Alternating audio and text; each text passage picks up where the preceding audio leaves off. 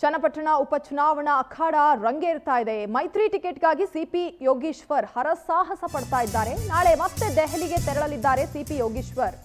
ಚನ್ನಪಟ್ಟಣ ಉಪಚುನಾವಣಾ ಅಖಾಡ ದಿನ ಕಳೆದಂತೆ ರಂಗೇರ್ತಾ ಇರೋದು. ಮೈತ್ರಿ ಟಿಕೆಟ್ಗಾಗಿ ಈಗಾಗಲೇ ಹರಸಾಹಸ ಪಡ್ತಾ ಇದ್ರು, ಮತ್ತೊಮ್ಮೆ ಸರ್ಕಸ್ ಮಾಡ್ತಾ ಇದ್ದಾರೆ.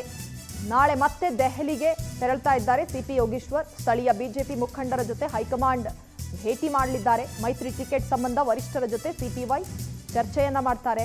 ಯೋಗೇಶ್ವರ್ ಹಠಕ್ಕೆ ಮಣಿಯುತ್ತಾ ಬಿಜೆಪಿ ಹೈಕಮಾಂಡ್ ಕಾದು ನೋಡಬೇಕು. ನಾಳೆ ಅಥವಾ ನಾಡಿದ್ದು ಟಿಕೆಟ್ ಗೊಂದಲಕ್ಕೆ ತೆರೆ ಬೀಳುವಂತಹ ಸಾಧ್ಯತೆ ಇದೆ. ಈ ಕ್ಷೇತ್ರದಲ್ಲಿ ಈಗಾಗಲೇ ಆಕ್ಟಿವ್ ಆಗಿದ್ದಾರೆ ಸಿಪಿ ಯೋಗೀಶ್ವರ್ ಅವರು. ಟಿಕೆಟ್ ಸಿಕ್ಕೇ ಸಿಗುತ್ತೆ ಅನ್ನುವಂತಹ ಆತ್ಮವಿಶ್ವಾಸದಲ್ಲಿದ್ದಾರೆ.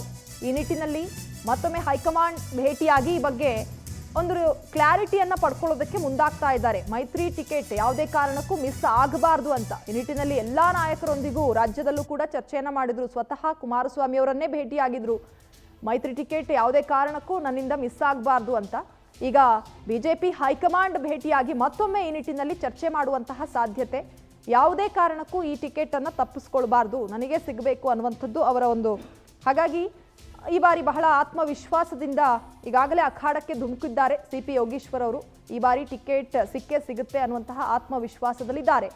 ಇನ್ನೆರಡು ದಿನದಲ್ಲಿ ಈ ಬಗ್ಗೆ ಒಂದು ರೀತಿಯ ಒಂದು ಕ್ಲಾರಿಟಿ ಸಿಗುವಂತಹ ಸಾಧ್ಯತೆ ಕೂಡ ಇದೆ. ಅಂದರೆ ಸಿಪಿ ಯೋಗೀಶ್ವರ್ ಅವರ ಪಾಲಾಗುತ್ತಾ ಅಥವಾ ಕುಮಾರಸ್ವಾಮಿ ಅವರು ಅವರ ಅಂದರೆ JDS ಕಡೆಗೆ ಈ ಮೈತ್ರಿ ಆಗಿರೋದ್ರಿಂದ JDSಗೆ ಸಿಗುತ್ತಾ ಅಥವಾ ಬಿಜೆಪಿಗೆ ಟಿಕೆಟ್ ಸಿಗುತ್ತಾ, ಅಂದರೆ ಸಿಪಿ ಯೋಗೀಶ್ವರ್ ಅವರಿಗೆ ಸಿಗುತ್ತಾ, ಯಾರಿಗೆ ಸಿಗುತ್ತೆ ಅನ್ನುವಂಥದ್ದು ಬಹಳ ಕುತೂಹಲಕ್ಕೂ ಕೂಡ ಕಾರಣವಾಗ್ತಾ ಇದೆ.